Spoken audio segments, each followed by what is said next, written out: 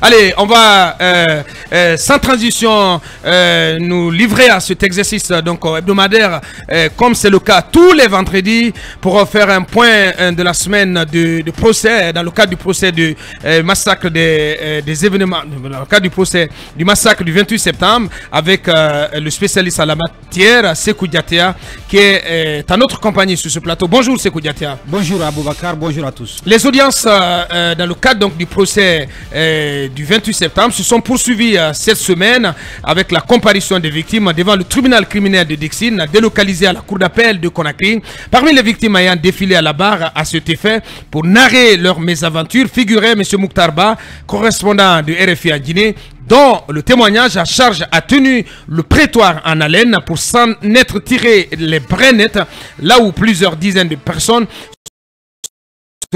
sous les balles et les baïonnettes des tueurs de la junte du CNDD.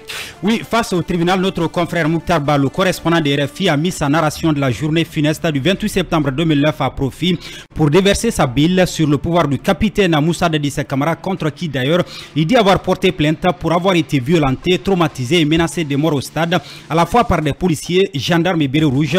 Dans son récit, il a commencé par rappeler qu'il était effectivement allé au stade du 28 septembre en 2009 pour couvrir le meeting des forces vives de la nation au niveau de la pharmacie Manizé Koulié située à Dixine, en face de l'esplanade du stade, explique-t-il. Le colonel Moussa Keboro Camara est arrivé devant lui. Pour un début, l'officier a été applaudi par un groupe de manifestants endiablés. Quelques instants après, poursuit le plaignant, une foule est arrivée du côté de la Bellevue, une autre du côté de Farmadjiné. La pression provoquée par la rencontre des deux foules sur place a conduit au départ des gendarmes et policiers vers l'université Gamal Abdel Nasser.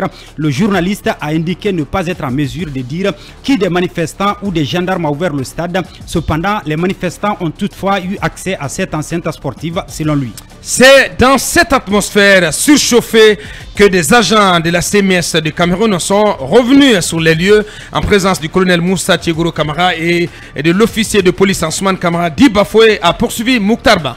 Mokhtar Ba a rappelé qu'après l'arrivée des agents de la CMS de Cameroun, le ton est aussitôt monté sur fond des disputes.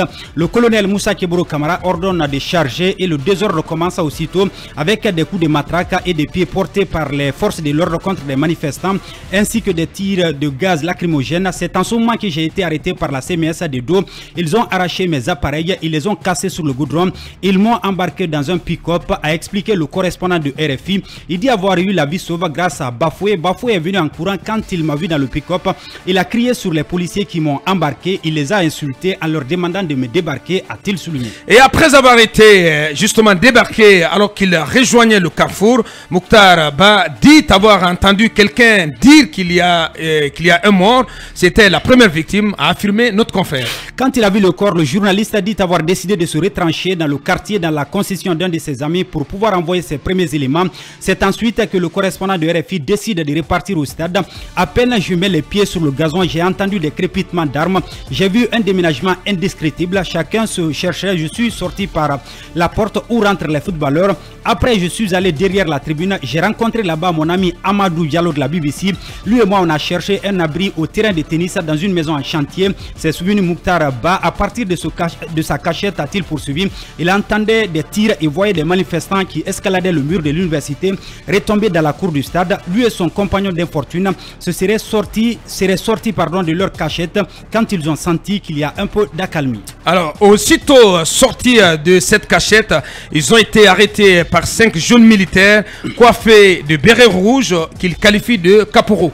Ils nous ont insultés, ils nous ont dit on va vous tuer, on va vous exécuter, mettez-vous à genoux. Mon ami Amadou s'est agenouillé. Moi j'ai dit que je ne me mets pas à genoux parce que je ne suis pas manifestant mais journaliste.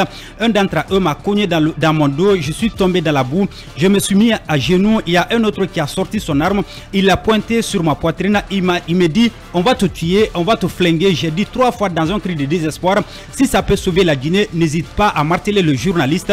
C'est dans cette discussion, a-t-il continué, que 2 officiers sont sont arrivés en courant pour les sauver des griffes de ces jeunes militaires. Ils ont dit laissez-les, ne les tuez pas. Hein. Ce sont des journalistes qui étaient avec nous à l'Abbé, a rappelé Mouktar. Il se souvient qu'un policier a été invité par les officiers à les faire sortir du stade. Au niveau du palais des sports, une femme lui aurait alors demandé de la sauver en l'informant que des agents sont en train de violer des femmes. Pendant ce temps, a-t-il confirmé, des cris étaient effectivement émis dans le palais des sports. Des passages, il dit avoir vu beaucoup de corps et de nombreux blessés qui avaient du mal à se mouvoir. Au grand portail, le policier qui les accompagnait les aurait abandonnés à leur sort et sur la terrasse, ils sont à nouveau interpellés par des gendarmes. Effectivement, c'est à ce moment qu'un agent a mis la main dans sa poche pour lui prendre $150 et 300 000 francs guinéens. Mouktar Ba et ses compagnons sont à nouveau sauvés par un certain Kati qui, selon lui, était dans le dispositif protocolaire de la junte. Ils sont rentrés dans le quartier Landria avant de rejoindre leur domicile respectif aux environs de 18 h. À partir de son domicile le soir, Mouktar Ba dit avoir reçu l'appel d'une de ses collègues de la radio Nostalgie, l'informant de la tenue d'une réunion au camp Alpha Diallo au cours de laquelle on parlait de lui et de son ami de la BBC. Il aurait alors pris la menace très au sérieux et aurait décidé de se mettre à l'abri dans un hôtel au centre-ville de Kaloum où il dit avoir passé 6 jours.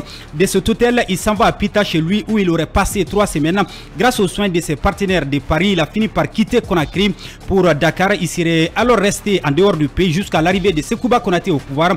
Sur l'existence des forces communes, le correspondant de RFI dit avoir reçu quelques informations en tant que journaliste, mais qu'il n'en aurait pas la certitude pour n'avoir pas pu vérifier ces informations.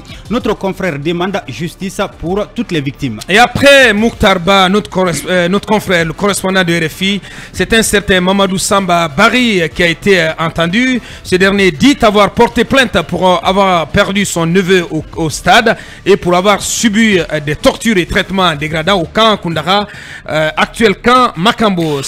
Le plaignant a commencé par confirmer que lui-même était au stade le 28 septembre en 2009, qu'il a été bastonné et un peu blessé, mais il dit être parvenu à s'en sortir.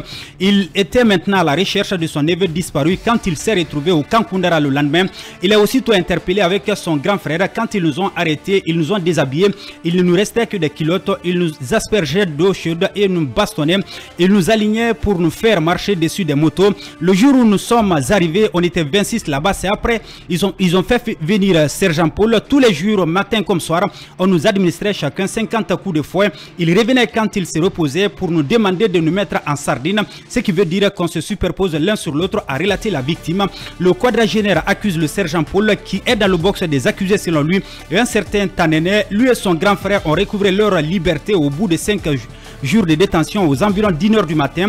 Si leur moto a été restituée, les autres objets pris sur eux ne l'ont pas été. Amadou Korkaba, leur neveu qu'ils recherchaient à ce moment, n'aurait jusqu'ici pas été retrouvé, a révélé Mamadou Sambabari.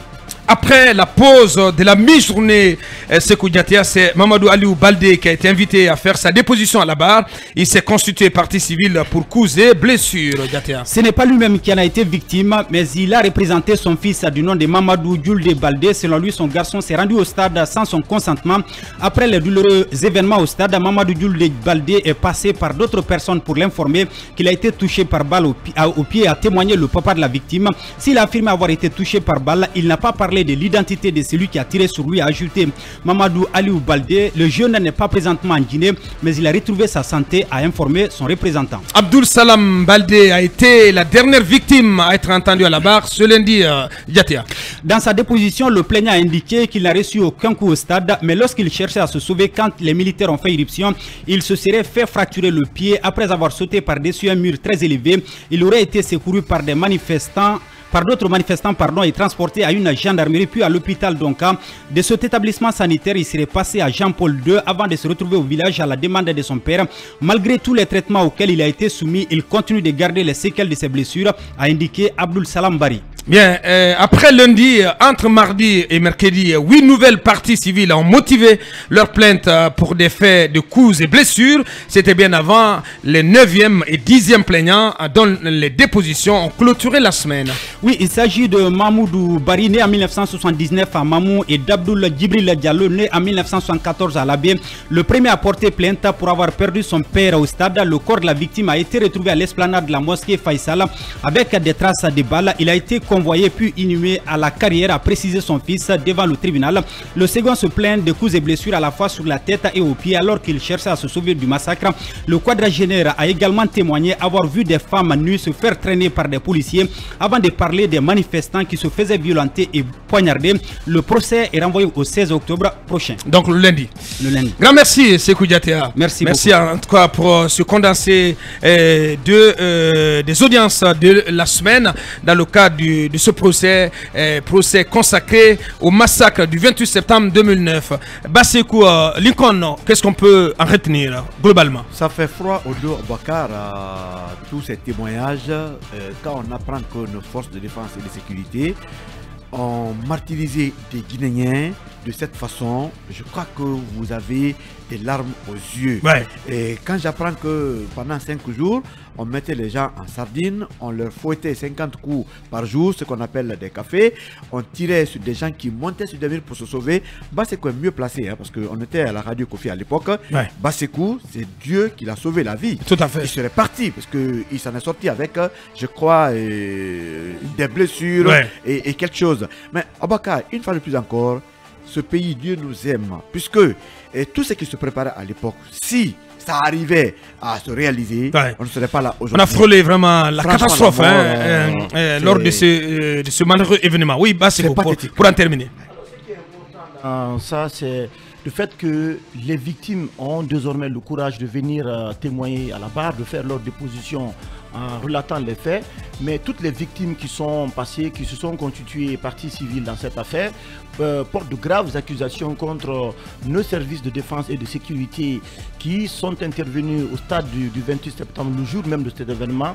Mais ce qui est grave, c'est que les tortures à Boubacar Diallo ont continué, puisque ceux qui ont été interpellés et envoyés dans les commissariats, dans les camps, ont été torturés, comme Lincoln l'a dit, ont été martyrisés, ont reçu des coups de fouet tous les matins. Ouais. Ça, c'est la bavure humaine, on ne peut pas accepter. Et beaucoup d'entre eux donc, qui ont eu la vie sauve in extremis. Oui, c'est le cas de notre confrère Mouktar Ba. On a suivi le récit de son témoignage. C'est très, il a frôlé la mort. Mais oui, en fait, certains sont devenus des personnes handicapées à vie aujourd'hui.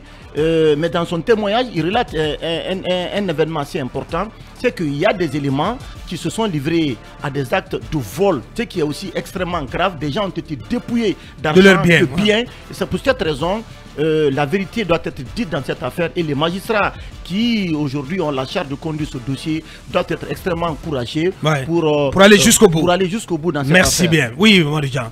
Parlant de notre confrère Mouktar Ba. Mouktar Ba l'a échappé belle, comme vous l'avez dit d'ailleurs, in extremis, parce que ça c'est l'enfer de Dante, ouais, qui est décrit là. Ouais. Mais on vous prend le fusil, on vous le pointe sur la poitrine, ouais, prêt à dégainer, après vous échappez. Vraiment, il n'y a pas plus horrible que ça. Ouais. Allez, grand merci encore une fois à toi, Sékou Diatea, qu'on va retrouver le vendredi prochain. Donc, on pourra encore une fois faire le point sur le déroulé de ce procès. Mirador continue dans un instant. Nous prenons la direction du Portugal.